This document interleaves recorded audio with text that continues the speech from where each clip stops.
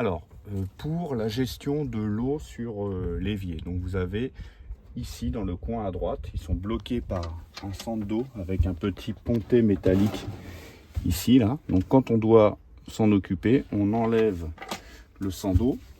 Il y a un bidon d'eau sale, donc qui normalement est vide, c'est-à-dire que c'est l'évacuation qui vient là-dedans. Donc il faut que le gros tuyau soit à peu près à 10 cm du bouchon pour que l'eau puisse s'évacuer convenablement.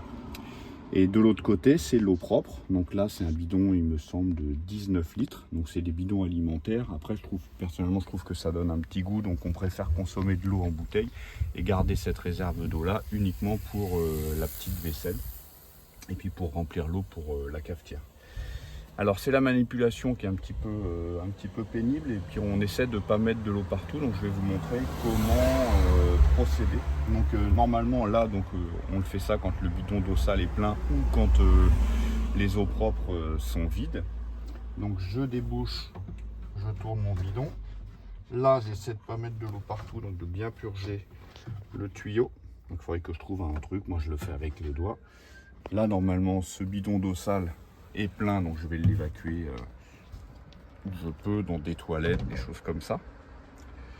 Ensuite j'accède à mon autre bidon, cette fois-ci avec le petit bidon, donc c'est de l'eau propre. Là en vrai il serait vide.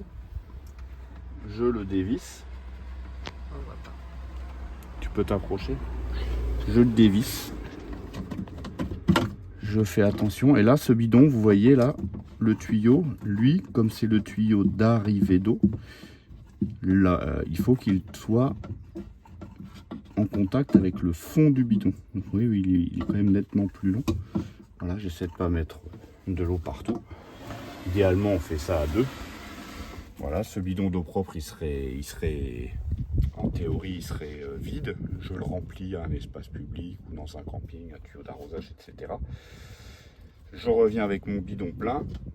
Je remets mon bidon en place. Je revise bien. Ah, il faut le pousser. Je revise bien le bouchon. Et pour les eaux propres, il faut que le tuyau aille toucher le bout, aille toucher le fond. Voilà, donc je revisse, je mets tout bien en place. Lorsque je vais le rapprocher du fond, je vais pouvoir emmener le tuyau jusqu'au fond. Ensuite, je récupère mon bidon d'eau sale qui est vide. Et je reviens faire la même opération, remettre les deux en place. Et à la fin, je remets mon petit sang d'eau.